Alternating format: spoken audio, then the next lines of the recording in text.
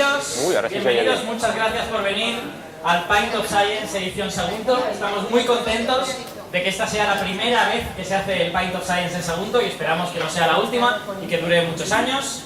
Como sabéis, o si no lo sabéis os lo cuento ahora, Pint of Science es un festival de divulgación de la ciencia que se viene haciendo a nivel internacional desde hace muchos años, que en España se hace desde hace varios, no recuerdo exactamente cuántos, y se hace en 57 ciudades de toda España, de la cual nosotros somos una y estamos muy orgullosos de ello.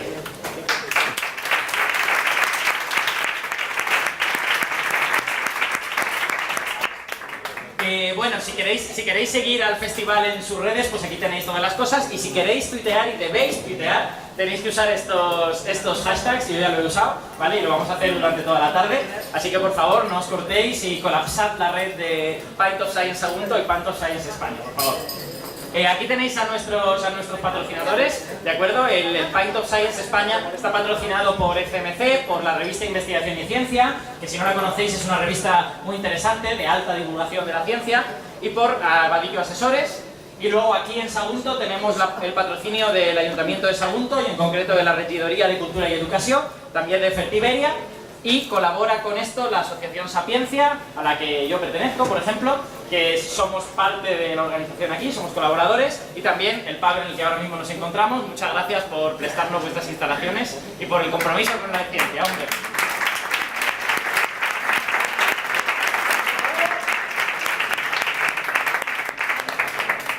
Y bueno, antes de empezar, solo unas palabras previas sobre todo esto del Pint of Science. Como Investigación y Ciencia es patrocinador a nivel de España, que sepáis que si os interesa la divulgación y queréis leer divulgación científica buena, durante 3 días, mientras dura el Pint of Science, os podéis suscribir a Investigación y Ciencia con un 30% de descuento, cosa que está bien, ¿vale? Entonces, si os apetece, pues entráis en su página web y lo miráis. La verdad es que Investigación y Ciencia es una buena revista de divulgación en español, no hay tantísimas, entonces es bastante recomendable.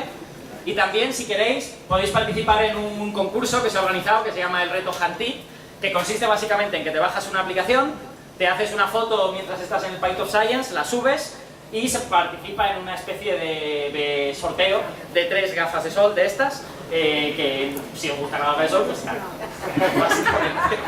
Entonces, yendo ya a más cosas, ¿de qué vamos a oír hablar hoy aquí en Sagunto? Bueno, pues tenemos 3 días, ¿de acuerdo? El primero vamos a hablar de vida y evolución, es hoy. Pero mañana, si queréis, vamos a hablar de astronomía y astrofísica, y al siguiente de evolución del hombre, de neandertales y homo sapiens. Hoy tenemos el gustísimo de tener a José Blanca, que lo tengo aquí, que es nuestro primer ponente de hoy, y a Juli Peretó, que está allá. Entonces, hoy primero vamos a oír hablar sobre evolución, que nos va a contar José qué cree la gente que es la evolución y qué es realmente la evolución, ¿vale? O al menos nos va a aclarar algunas ideas en ese sentido. A lo mejor alguien tiene una idea correcta de lo que es la evolución. De hecho, espero que, por ejemplo, el propio José la tenga. Yo no, pero Juli, que fue maestro mío, sí. Luego él lo arregla. Y después Juli nos va a hablar del origen de la vida, de cómo surgieron estas cosas tan complicadas que somos nosotros, a partir de un planeta en el que había cosas complicadas, pero ni se autorreplicaban ni las hubiéramos considerado vivas. Así que yo creo que tenemos una tarde súper interesante, de cosas muy muy chulas. Más cosas por aquí. No, esto es ya para el final, perdón. Paso a presentar a José directamente. José es genetista, él siempre se define como genetista e ilustrado, ¿vale? Defensor de las ideas de la ilustración. Él trabaja en ingeniería genética aplicada a vegetales y sobre todo el estudio de la evolución del tomate y también de mejora vegetal, ¿vale? Aparte de esta carrera en ciencia, él es también divulgador científico, forma parte de Escépticos en el Pub Valencia, donde organizan unas charlas súper chulas, aproximadamente una vez al mes, que os recomiendo que visitéis si os apetece, y también además colabora en medios de comunicación haciendo cosas de divulgación, por ejemplo en CV Radio, en un programa que se llama Ciencia Cierta, en donde es colaborador habitual y también hablan de cosas súper interesantes. Así que bueno, creo que tiene currículum más que de sobra para hacer esto y estoy convencido que lo vamos a pasar muy bien. José, dale.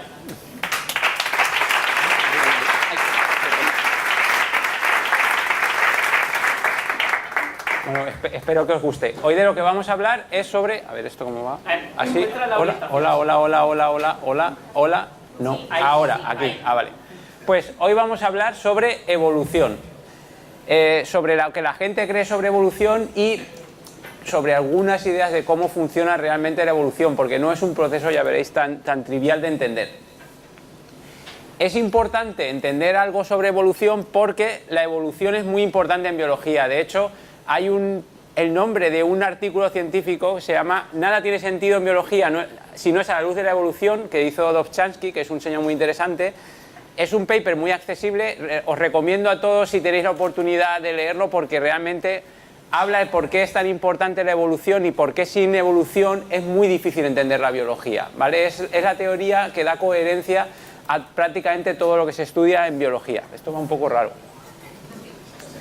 Entonces, ¿cómo percibimos la evolución? Pues tenemos unos individuos, en este caso por ejemplo un chimpancé, en el que van apareciendo cambios favorables poco a poco y esos cambios se van acumulando y poco a poco los individuos más mejorando para llegar hasta individuos mucho más mejorados. De hecho, esta serie se llama El ascenso del hombre, concretamente del hombre, no de nadie más. Entonces, no, las mujeres parece que no ascienden tanto. Vamos hacia arriba y llegamos del chimpancé al hombre.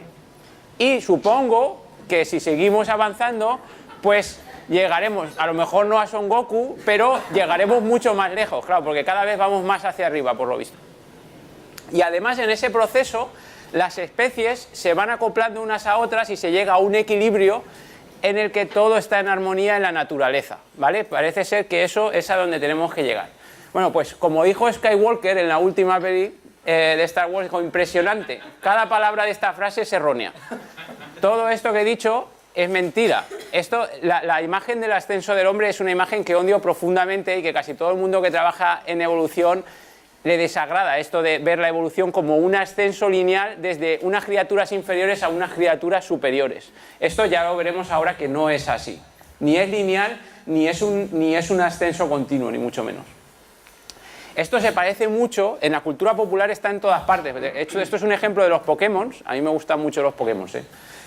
Nivel 33 en Pokémon GO, si alguien quiere luego unirse a una incursión. Aquí tenéis a Pichu, Pikachu y Raichu. Y como veis, esto es el ascenso de Raichu. Llegamos hasta Raichu, pero en realidad esto es una idea que todos tenemos en la cabeza cuando nos hablan de evolución, porque lo que estamos pensando es en realidad en desarrollo. Nosotros lo que vemos es que los niños nacen pequeños y poco... Esto se oye muy mal, no sé si ayuda o lo quito. Intentaré hablar fuerte para que se me oiga desde el fondo. Tenemos la idea de que el niño poco a poco va creciendo y se desarrolla hasta que se hace mayor. Entonces adaptamos esa idea que nos es natural a todos, porque lo vemos continuamente, a la idea de la evolución. Pero esto funciona muy bien en desarrollo, pero no funciona tan bien en la evolución. Ahora veremos por qué. Y la idea de la armonía de la naturaleza en la que todos los animales se quieren y están todos trabajando juntos es una estupidez también de nivel de película de Walt Disney.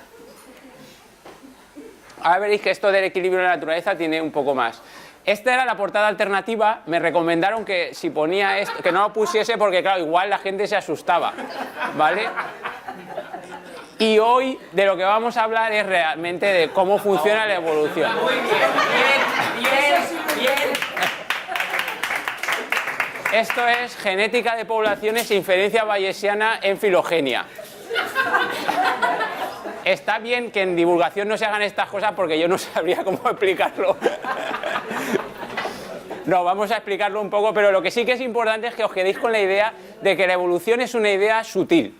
No es tan fácil de entender y ahora veréis que hay muchas cosas por en medio, muchas intuiciones que tenemos y muchas cosas de las que dicen los biólogos que hacen que sea un pelín difícil entender qué es lo que significa la evolución realmente. En primer lugar, los individuos en la evolución no pintan mucho más que morirse, ¿vale? Los individuos se mueren antes o después, pero se acaban muriendo. Las especies son más importantes porque lo que cambia es la especie, no es un individuo. Poco a poco las especies van cambiando y eso es lo que evoluciona. Pero los individuos se desarrollan, los individuos no evolucionan. Los individuos se desarrollan durante un tiempo y se mueren, bueno, si son pluricelulares. Y entonces, un concepto fundamental en evolución es ¿qué es una especie? Y es un concepto que es muy complicado, mucho más complicado de lo que podamos pensar. En principio todos tenemos la idea de que una especie es un conjunto de individuos que tienen unas características concretas, ¿vale? Esto es una idea platónica y que es bastante intuitiva, y de hecho en biología se trabaja con esa idea bastante. Cuando un zoólogo define una especie, dice pues una especie se parece a este individuo que tiene estas características, o un botánico igual. Pero esta idea nos puede estorbar a la hora de entender la evolución, por varios motivos. Por un motivo es porque esa idea de individuos que comparten unas características deja de lado algo que es muy muy importante, que es la variación dentro de la especie, que ahora veremos que es algo fundamental si queremos entender cómo funciona la evolución. Entonces necesitamos entender que la especie es algo que tiene individuos que varían, no todos los individuos son iguales en una especie. Y además tenemos otro problema, y es que el concepto de especie es bastante difuso, y en evolución necesitamos entender que el concepto no es tan blanco y negro. ¿Por qué? Imaginaos el problema siguiente. Aquí tenemos a una madre que está con su hijo. A lo largo de la evolución lo que ha ocurrido es que unas especies van cambiando hacia otras, pero si pensáis en el proceso, imaginaos en el antepasado común entre los chimpancés, nosotros, el antepasado común. Eso fue algo que se parecía a un mono, que tenía características de chimpancé, tenía características parecidas a las nuestras. Hubo individuos, concretamente hubo individuos femeninos que tenían esas características. Nunca, desde ese momento hasta ahora, una madre tuvo a un hijo que no era de su misma especie. Eso no sucedió nunca. Y sin embargo, en aquel momento había algo que no era nuestra especie y al final acaba transformándose. Es decir, hemos pasado de una especie a otra especie distinta sin que en ningún momento haya ningún cambio brusco. El cambio ha sido muy pequeño y muy suave. Aquí tenéis un ejemplo también con Pokémon, veis cómo poco a poco van cambiando, pero la variación es continua. Entonces, en este caso, ¿cómo podríamos distinguir por dónde cortamos la especie? ¿En qué momento una madre tiene un hijo que ya no es de su especie? Eso no ocurre nunca, ¿vale? Claro, si nosotros quitamos todo lo de en medio y nos fijamos solamente en el principio y en el final, sí que nos parece que hay dos especies claramente separadas. Pero esto no es lo que sucede en la naturaleza. En la naturaleza el cambio es mucho más gradual. Y si tenemos en la cabeza la idea de que las especies son cosas separadas, que es lo que acaba sucediendo al final, nos perdemos una parte importante del proceso. Y es que es un proceso continuo y muy lento.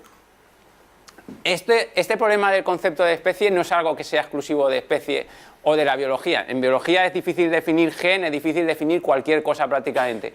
Pero es que es difícil definir cualquier cosa prácticamente en cualquier sistema. Por ejemplo, aquí tenéis una foto con la noche y el día, y es cierto que está claro que en algún momento es de noche y en algún momento es de día. Pero definir exactamente cuál es la transición entre el día y la noche tampoco es sencillo.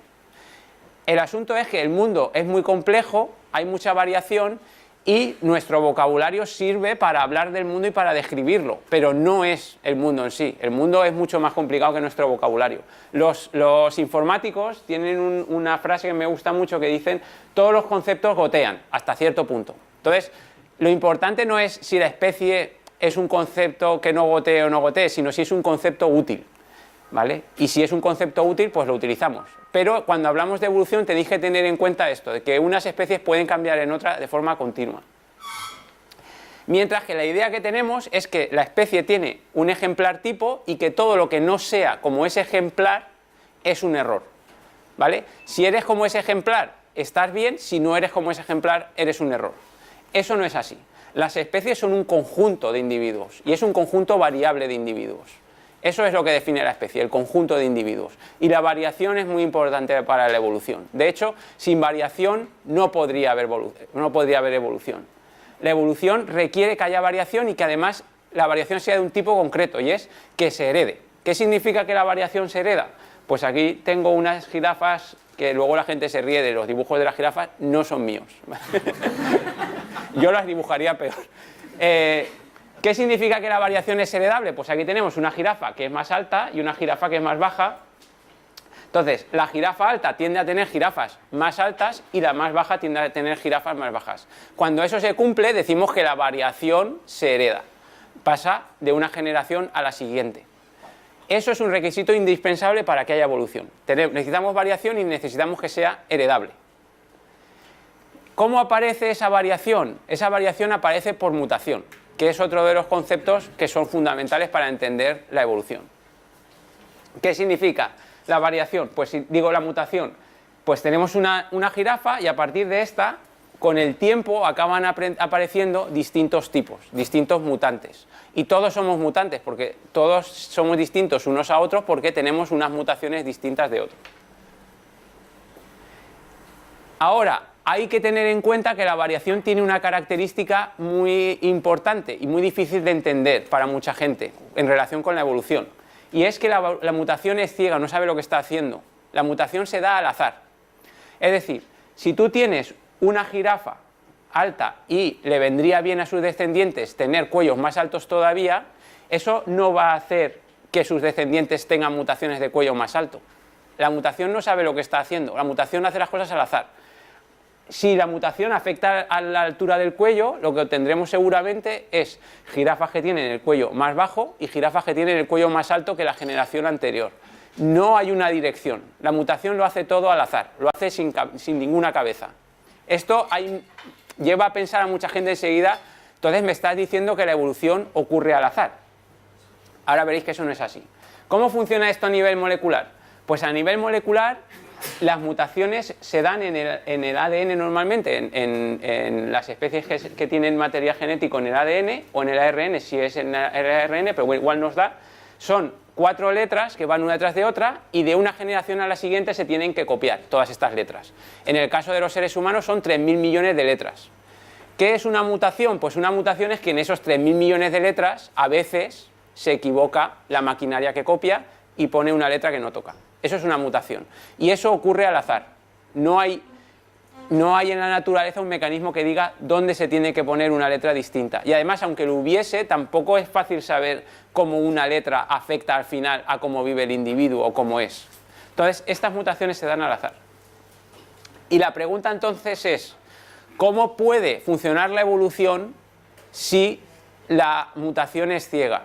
Hay un título muy bueno de un libro de Richard Dawkins que se llama El relojero ciego. ¿Cómo es posible que un relojero ciego haga un reloj? Pues es posible porque la mutación es ciega, pero la selección, que es la otra parte importante de la evolución, la selección no es ciega, para nada. La selección ve muchísimas cosas.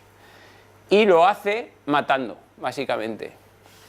Matando de una forma diferencial. La mutación es ciega, habrá jirafas que tendrán el cuello más bajo y jirafas que tendrán el cuello más alto, pero si estas jirafas viven en un ambiente en donde tener el cuello alto es una ventaja, las que tienen el cuello más alto se reproducirán más que las que tienen el cuello más bajo. Y ese sí que es un proceso que no ocurre al azar. Por eso la evolución funciona y produce adaptación, porque la selección funciona eligiendo de entre lo que hay qué es lo más adaptado, cuáles son los individuos más adaptados. Tened en cuenta que este es un proceso que es como en el que se gastan muchos recursos, porque de un montón de mutaciones que generas, casi todas la respuesta es no, esta no vale, y al final hay alguna que sí que vale. Y esto se tiene que repetir durante millones de veces para conseguir las adaptaciones que hemos visto. Para que veáis qué es lo que significa que las mutaciones son al azar, para que veáis un ejemplo, este es un ejemplo de ataxia de Friedreich. En el laboratorio en el que yo hice la tesis se trabajaba en ataxia de Friedreich y yo trabajé en eso. Este es un niño que está afectado por ataxia de Friedreich. Es una enfermedad que produce ataxia, que ataxia es que tienen problemas con el movimiento y llega un momento que esos problemas son tan severos que no pueden ir si no es en silla de ruedas y además esta enfermedad no tiene curación y mueren como adulto joven. ¿A qué se debe esa mutación? Esa enfermedad se debe a mutaciones en una proteína que se llama frataxina, que se aisló en el laboratorio en el que yo estaba haciendo la tesis. Aquí tenéis la secuencia de aminoácidos de la frataxina en distintas especies, porque es una proteína que está compartida en muchas especies. Entonces, cada columna es un aminoácido distinto. Bueno, un aminoácido de la proteína esta, la proteína ya sabéis que están hechas por aminoácidos, una cadena de aminoácidos, como las cuentas de un collar, y entonces, dependiendo de los aminoácidos que tengan, pues la proteína será funcional o no será funcional, o será útil para el individuo o no. Y aquí tenemos distintas frataxinas. Aquí hay, por ejemplo, bacteria, porque esta proteína se encuentra también en las bacterias, y está también humano, por ejemplo. Hay de todo, aquí hay insectos, hay plantas, y lo que quiero que veáis es que aquí las mutaciones se han dado al azar, ¿vale? En toda la proteína se han dado mutaciones al azar, pero hay sitios en esta proteína que son tan fundamentales para que la función bioquímica que hace la proteína continúe en marcha, que si se acumula un cambio en esa posición, la proteína ya no funciona. ¿Y por qué lo sabemos? Lo sabemos porque hay posiciones que están marcadas en asterisco, por ejemplo, esta posición, G, G, G, G, G, desde que tuvimos el último antepasado común que tuvimos los seres humanos con las bacterias, que de esto ya hace bastantes millones de años, miles de millones de años, desde ese momento cualquier mutación que ha ocurrido en esta posición, todas han sido destruidas por la selección natural. No se ha quedado ninguna.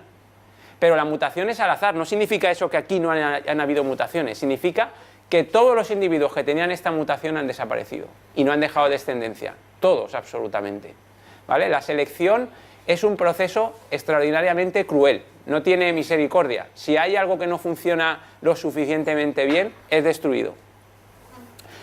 ¿Cómo lo hace? Lo hace básicamente por competencia. Y esta competencia no quiere decir que seamos los mejores, significa simplemente, digo, que seamos perfectos, significa que hemos sido mejores que otros. Bueno, más bien nuestros antepasados, nosotros estamos por ver. Hay un chiste que dice, van dos por la jungla y de repente sale un león y uno echa a correr. Y le dice el otro, ¿para qué corres? Si no vamos a correr más que el león. Y dice, yo no corro para correr más que el león, corro para correr más que tú. Así es más o menos como funciona la selección. Si estás suficientemente adaptado como para tener más descendencia que tus vecinos, pues tus genes pasan más a la siguiente generación. Ese es el mecanismo fundamental que permite la selección natural. Esto evidentemente no nos lleva a una idea en la que el mundo biológico está todo en paz y hay una energía universal compartida ni nada de esto, ¿vale? Lo que ocurre realmente en los sistemas biológicos es, y esto fue una inspiración de Darwin, es que no hay pan para todos, no hay recursos para todos. ¿Por qué no hay recursos para todos? Os lo vemos con un ejemplo. Vamos a hacer un experimento mental. Tengo la imagen de la señora esta de los Simpsons, pero yo tengo un amigo que es así, que es el típico loco de los gatos, ¿vale? A él le encantan los gatos y entonces lo que quiere es que haya muchos gatos en el mundo. Y cuando ve gatitos por la calle los lleva a su casa. Entonces cada vez hay más gatos. Entonces vamos a suponer que cojo a mi amigo y le digo, mira, vamos a empezar con una pareja de gatitos. Y te vamos a dar comida para que los tengas y estén sin problemas. Y cuando tengan ellos gatitos también, porque es una pareja macho y hembra, pues también les daremos comida para que tengas toda la comida que te haga falta. Vamos a suponer, por ser conservadores, que tenemos 4 gatitos en cada camada, que no es demasiado, pero bueno, vamos a no pasarnos, 4 gatitos por camada. Los gatitos necesitan 6 meses hasta llegar a la madurez sexual y 2 meses de gestación, con lo cual necesitamos 8 meses por generación, ¿vale? En la primera generación tenemos 2 gatitos, en la siguiente generación esos 2 gatitos tendrán otros 4, con lo cual tendremos 6 gatitos. Y tardarán 8 meses en ser fértiles. Y una vez que son fértiles, pasarán a reproducirse a su vez, ¿vale? Entonces la condición es que le vamos a dar comida. ¿Cuándo pensáis que llegamos al primer millón de gatitos? ¿Cuántos años necesitamos en estas condiciones para tener 1 millón? ¿Alguna estima? ¿Cuánto? 4. Hombre, 4 años es muy poco, ¿eh? Fíjate que son 8 meses por generación y 4 gatitos por camada.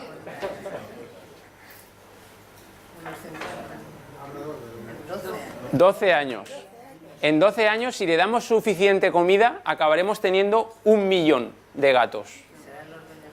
¿Vale? ¿Y cuándo serán los dueños del mundo? Los dueños del mundo serán cuando, como dijo una vez Albert, se convierta el mundo en gatonio, es decir, todo sea gato, el planeta entero. En 50 años, la masa de los gatitos, si suponemos que no se ha muerto ninguno en 50 años, que ya sabemos que eso no es así, pero bueno, como aproximación, la masa entera del planeta será gato, ¿vale? Estará todo afelpado. El núcleo de hierro, todo. Para eso necesitamos 50 años. ¿Por qué esto no pasa? Pues porque hay una competencia, porque los recursos son limitados claramente. No nos podemos reproducir indefinidamente todos los animales y todos los seres vivos que hay en el planeta, porque el planeta no da para tanto. Entonces hay una competencia. De hecho, así es como funciona la selección natural. Este titular me gusta mucho, que es: la selección natural mata 38 cuadrillones de organismos en su día más sangriento por el momento. ¿Vale? No tiene mucha misericordia, es más o menos como funciona. Sobre todo si no estás mejor adaptado que el vecino, te mata más rápido o no te reproduces tanto.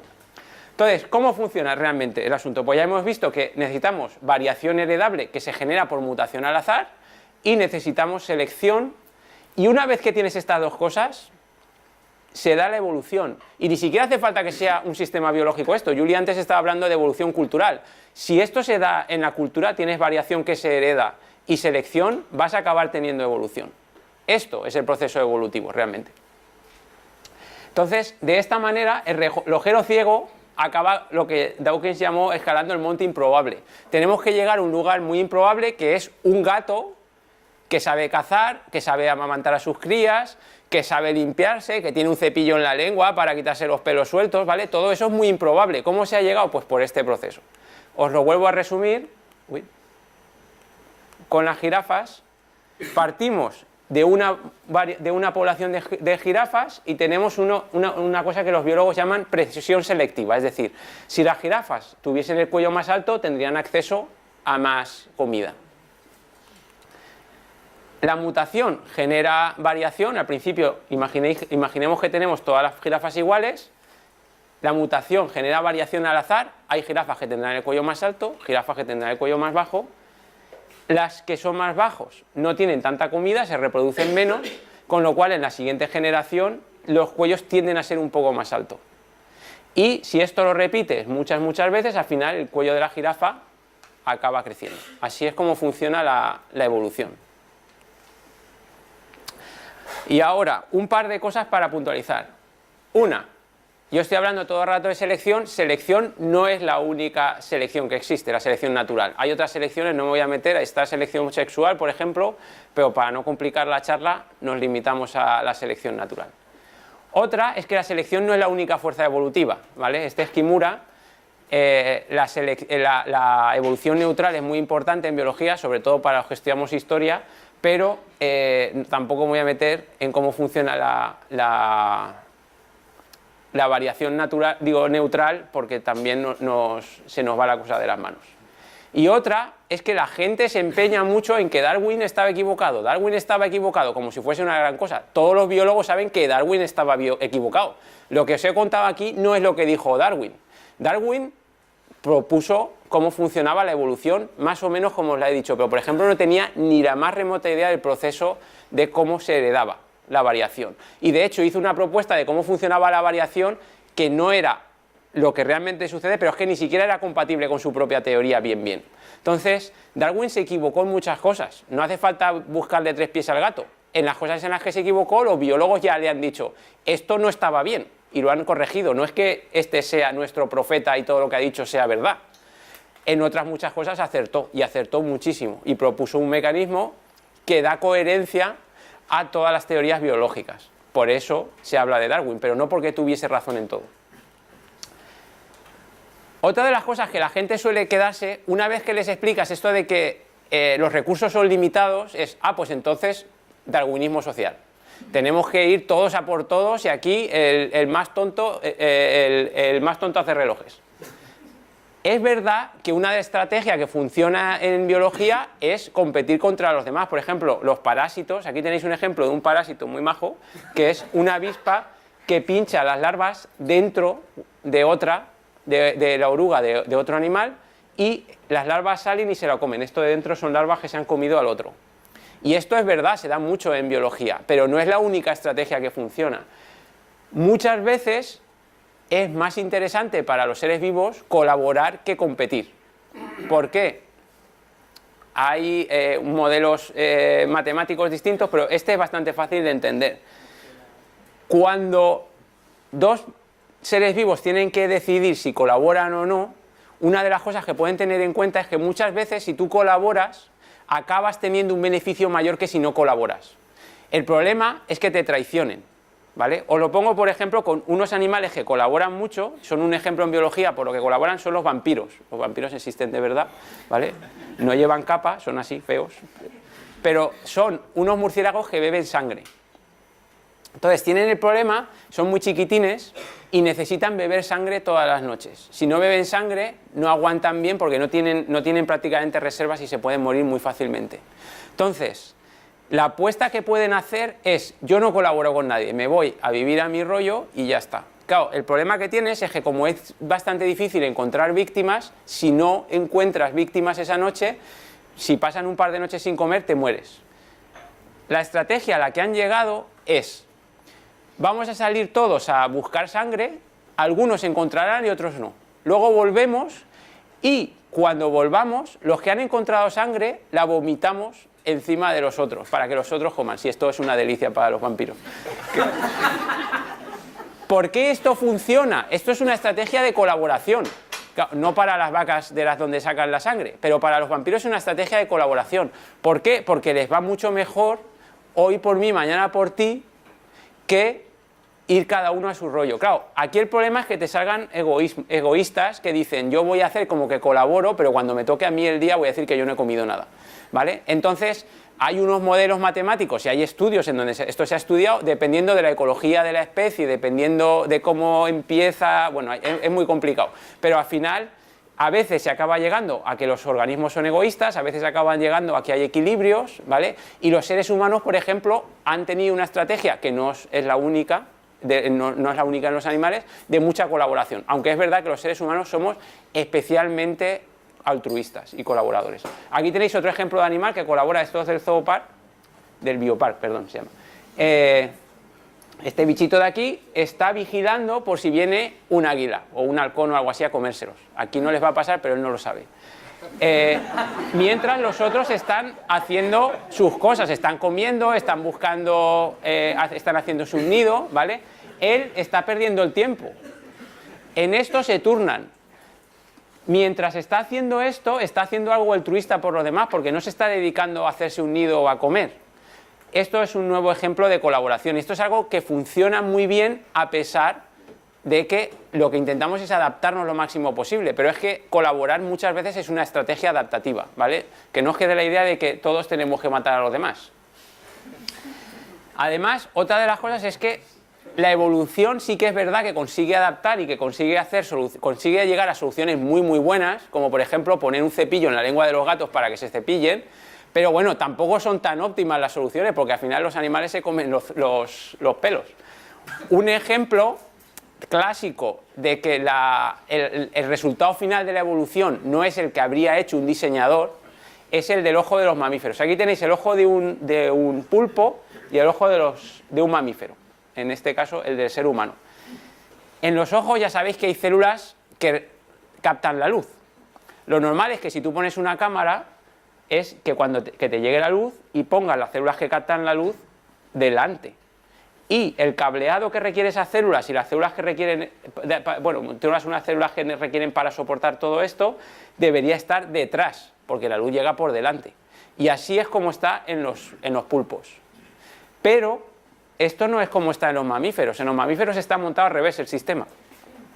En los mamíferos la luz entra por aquí y lo primero que se encuentra es con el culo del sistema. Y las células que reciben la luz están en el fondo. La luz tiene que atravesar toda esta parte y llegar al fondo. Y además todo está conectado, está cableado y necesitan estos cables atravesar por algún sitio y llegar al nervio óptico. Esto hace que todos estos cables, que son axones que vienen de las neuronas estas que captan la luz, tengan que atravesar por algún lugar. Y tiene que haber un lugar en el ojo que se llama punto ciego en el que no vemos. Si cerráis un ojo, en medio hay un punto que debía estar todo negro porque esto es una chapuza, ¿vale? ¿Por qué no se ve el punto ciego este? ¿Por qué no vemos nada ciego? Pues porque la evolución es muy buena haciendo chapuzas, una sobre otra. Entonces ha dicho, ostras, tengo un punto ciego, como eso no es muy adaptativo, pues lo relleno y no pasa nada. Entonces, con la información que hay alrededor, se rellena, el cerebro procesa esa información y rellena la información y hace como que no está el punto, pero en realidad hay un punto ciego ahí. ¿Veis? No es un diseño muy óptimo, es más o menos... La naturaleza no es muy sabia, es bastante chapucera. Es mientras que funcione, ya está. Claro, para que funcione tienes que tener un organismo muy complicado, ¿vale? Y las adaptaciones son la leche, pero una vez que funciona ya es suficiente. Y además hay restricciones históricas. Uno no puede hacer en selección natural lo que le dé la gana. Por ejemplo, los Pegasos no pueden ser verdad. ¿Por qué no pueden ser verdad? No porque por aerodinámica, que esto es lo que diría un físico enseguida, ¿vale? No, es porque tienen 6 extremidades. ¿Alguien ha visto un mamífero con 6 extremidades? Los mamíferos tienen restricciones históricas, entonces pueden evolucionar de distintas maneras, pero hay cosas que es muy difícil hacer en evolución, porque los cambios tienen que ser muy pequeñitos. Entonces es muy difícil crecer 6 extremidades en un mamífero. Hoy en día, tal vez, a medida que lleguemos a entender cómo funciona, puede que pudiésemos hacerlo, pero para un ser vivo es muy difícil que la evolución haga un cambio tan grande.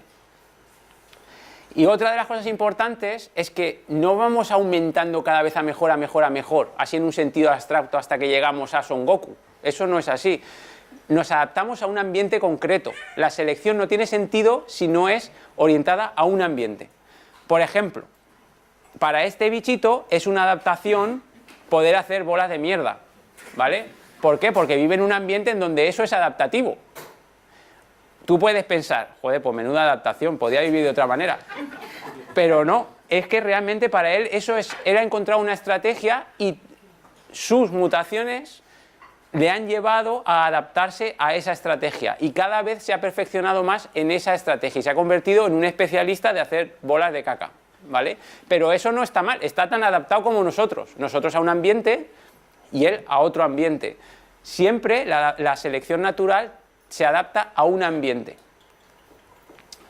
Y esto te lleva a estrategias evolutivas. Por ejemplo, a mí me da mucha rabia cuando dicen, es que tienes a los seres humanos, que son, joder, la cumbre de la evolución, los que estamos más adaptados, los más evolucionados, y luego las bacterias que son una birria.